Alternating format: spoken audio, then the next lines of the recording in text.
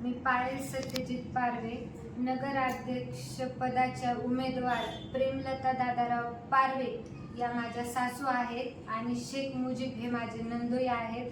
तर जे प्रेमलता दादाराव पारवे ह्या उभा राहिलेल्या आहेत, तर मी त्यांची सून आहे. त्या एका घरातल्या स्त्रीला न्याय देऊ शकत नाही, तर मला तरी नाही वाटत की त्या अख्ख्या जगाला न्याय देण्याच्या काबिल आहेत. कारण की जरी पण त्या निवडून आल्या तरी पण त्यांच्या मागे फुल मुजीबचा सपोर्ट आहे, मुजीब संपादक यांचा सपोर्ट आहे. तर ते ह्याचा गैरवापरच कुठं पण करणार आहे. कारण की मला माहिती की मला किती त्रास होतोय आणि त्यांच्या सपोर्टिंगमुळे मला किती त्रास होतोय. मला खूप प्रकारचा म्हणजे त्यांनी मानसिक शारीरिक प्रत्येक गोष्टीचा मला त्यांनी त्रास दिलेला आहे. तर माझं अक्षरशः कोरोनामध्ये आम्ही 17 जण पॉझिटिव्ह होतो. तर पॉझिटिव्ह असताना माझा मामा एक्सपायर झाला आणि त्याच्यानंतर माझी आजी आणि मावशी सिरियस होत्या, त्यांची गॅरंटी वॉरंटीच नव्हती. तर त्या पिरियडमध्ये शेख मुजीबने माझ्या घरी पोरांच्या गाड्या पाठवून मला मारहाण करून माझा मुलगा घेऊन गेलेले आहेत. आणि मुलगा घेऊन गेल्याच्या नंतर आजपर्यंत मी माझ्या मुलाला कसलंच बघितलेलं पण नाहीये आणि पाहिलेलं पण नाहीये.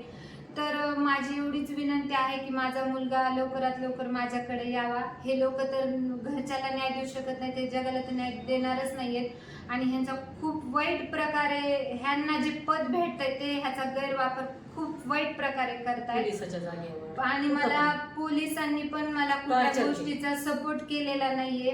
वॉरंट दरवेळेस माझ्याकडून निघलेला, म्हणजे माझ्या नमूचं जे वॉरंट निघलेलं आहे, तर पोलिसांकडे जेव्हा वॉरंट घेऊन गेलो की लगेच पोलिसांचा कॉल मुजीबला जातो, तिथून सगळे ते सूत्र त्यांच्या हातात.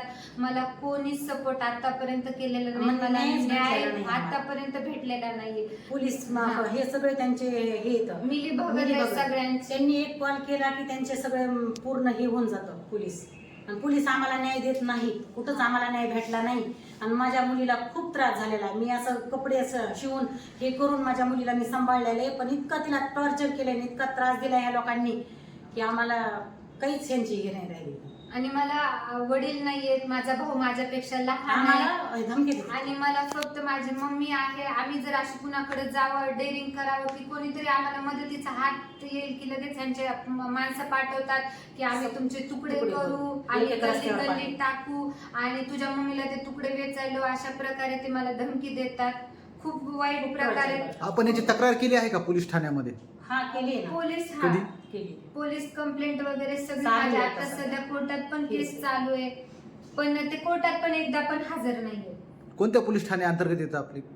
माझं तिकडे पेडबीट पोलीस स्टेशन. आणि आम्ही या संदर्भात आपण जिल्ह्याचे पोलीस अधीक्षक नवनीत कावत जे आहेत, महिलांच्या बाबतीमध्ये ते अतिशय सतर्क आहेत. त्यांची आपण प्रत्यक्षात भेट घेतलेली आहे का की तुमच्यावर झालेल्या अन्याय संदर्भामध्ये मला न्याय दिला जावा? हो नाही, ते पण नाही भेटलोच होत ना आपण त्यांना. पण त्यांनी पण आम्हाला काय केलं, भेटलोच होत आम्ही त्यांना जाऊन. पण त्यांनी पण काय केलं, हो करून जाईल, हो तुमचं तिथपर्यंत पोहोचून जाईल, हो तुमचं हे आहे ना कागद, तुम्ही आम्ही तिथपर्यंत पोहोचू, तुम्ही सांगू. मग तिकडून आलं की ते नाहीच आहे, इथं नाहीये, तिथं नाही, आणि ते तिथंच असतात. आणि ते तिथंच असतात. आणि परत माझी मम्मी टेलर काम करते आणि त्यांची मला सारखी पैशाची डिमांड. मी जेव्हा तिथं होते तेव्हा सारखी पैशाची डिमांड. माझ्या मुलाच्या किडन्या खराब झाल्या, तुझ्या मम्मीकडून 50,000 आण, 1 लाख आण, माझ्या मुलाचा खर्च भागवायचा, हे भागवायचं, ते भागवायचं. माझी मम्मी कुठून भागवणार? पैशाची डिमांड जी तुम्हाला करायला लावता आहे ते कोण करत आहे, त्याला कोण करायला लावता आहे? हे दोघं, मी म्हणते ना, माझ्या सगळ्या प्रॉब्लेमला हे सिटीजन पेपरचे संपादक शेख मुजीब आणि प्रेमलता पारवे हे दोघच जण आहेत त्याच्यामध्ये. आता आपण सांगितलं की फॅमिली कोर्टामध्ये आणि कोर्टामध्ये आणि ऐका ना, आमची केस चालू आहे मुलगा देण्यासंदर्भात. मग कोर्टाचा पुढे काय निर्णय झालेला होता का? दरवेळेस मला हे मिळते, कस्टडी मिळते, मी वॉरंट घेऊन तिथं जाते. वॉरंट घेऊन गेल्याच्या नंतर पण मला तिथं शिवीगाळ करतात, मारहाण करतात. त्यांना मी भिवून मी ह्या वेळेस एक वेळेस मी मॅडमला म्हणलं, मॅडम माझी आता खरंच हिंमत नाहीये, तुम्ही मला सपोर्ट करा आणि माझ्या मागं कोणी हात नाहीये तिथपर्यंत येण्याचा. ते मला शिवीगाळ करतात, तुम्ही फक्त माझ्यासोबत चला. तर मी माझ्या वकिलांना मी त्यांच्या घरी घेऊन गेले. आम्ही वॉरंट द्यायला जेव्हा त्यांच्या घरी गेलो, त्यांनी आमच्या 7 जणांवर अट्रॉसिटी केली. कुणाच्या घरी गेला होता तुम्ही? प्रेमलता दादाराव पारवे यांच्या. प्रेमलता दादाराव पारवेच्या घरी गेल्यानंतर त्या ठिकाणी कोण कोण होतं? ज्यांनी तुम्हाला शिवीगाळ केली? नाही ते मी म्हणते ना की आम्ही तिथं येणार कळालं, वॉरंट इकडून निघलं की लगेच त्यांचे सूत्र हालतात, ते गायब होतात घरात, एकदा पण तिथं भेटत नाही. मग त्यांची सून बोलते घरामध्ये दुसरी. सूत्र हे कोण हलवतात असं तुम्हाला वाटतं? संपादक मुजीब संपादक. आणि त्यांनी आमच्या वकिलावर त्यांच्यावर अट्रॉसिटी केली, 5 जणांवर गुन्हा दाखल केला आमचा. म्हणजे आम्ही तिथं पुन्हा जाऊ नये त्यांच्या घरी, हे प्रकरण घेऊन आम्ही पुन्हा त्यांच्या दारात सुद्धा पाय टाकू नये म्हणून त्यांनी आमच्यावर केस केली, अट्रॉसिटी केली आणि खूप टॉर्चर केलं त्या वकिलांना आणि मला स्वतः.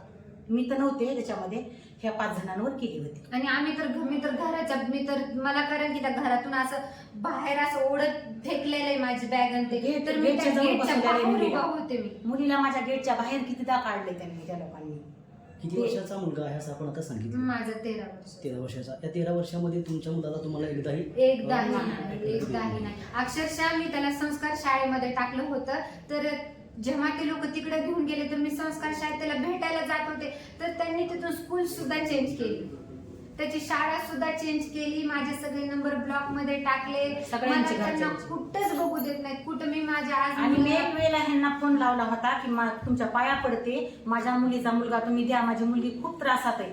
तर ह्यांनी माझे फोन म्हणले तुम्ही तुमचं काय करायचं तर करा, आम्ही बोलणारच नाही. त्यांनी लगेच फोन कट केला. आम्हाला खूप मोठा सपोर्ट आहे म्हणे, तुम्हाला काय करायचं आमच्या मागं खूप मोठा सपोर्ट आहे, तुमचं काहीच होऊ शकत नाही म्हणून तुम्ही शांत राहा, असं मला त्यांनी डायरेक्ट बोललेले. ते पत्रकार हे मुजीब शेख ते मला स्वतः बोललेले की तुमचं काहीच होऊ शकत नाही, आमच्या मागं खूप मोठा सपोर्ट आहे.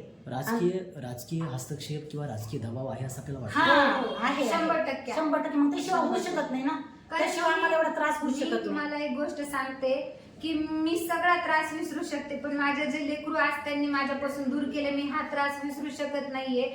आणि त्यांना थोडीफार जाणीव पाहिजे की एका आईपासून लेकरू कसं दूर करावं. हे पण कुणाच्या तरी आई आहेत ना. तर मी म्हणते की त्यांनी थोडं तरी म्हणायचं होतं की थोडे दिवस इकडे राहू दे तिकडे राहू दे. त्यांनी मला माझा मुलगा अक्षरशः बघूच दिलेला नाही. मी आतापर्यंत माझ्या मुलाला कसलंच बघितलेलं नाही. मी कुठे जाण्याचा प्रयत्न करू, मी काही करू की ते लगेच काहीतरी आमच्यावर करते, काहीतरी आमच्यावर हे करते, त्रास देते आम्हाला, काहीतरी हे करून दबाव टाकून. यामध्ये तुम्हाला तुमच्या मिस्टरांची साथ बिलकुल नाही. तर बोलतच नाही, ते तर माहितच काय नाही. करतात ते? त्यांना समोरच येऊ देत काहीच नाही करत, ते फक्त आराम करतात. आपल्या घराकडचा जो कारभार होता, जो सगळं घर कुटुंब प्रमुख जो असतो, तो कारभार कोण पाहत होतं? शेख मुजीब. शेख मुजीब हे सर्व कारभार सगळं घरामध्ये प्रत्येक गोष्ट त्यांच्या म्हणण्यानुसार चालते आमच्या.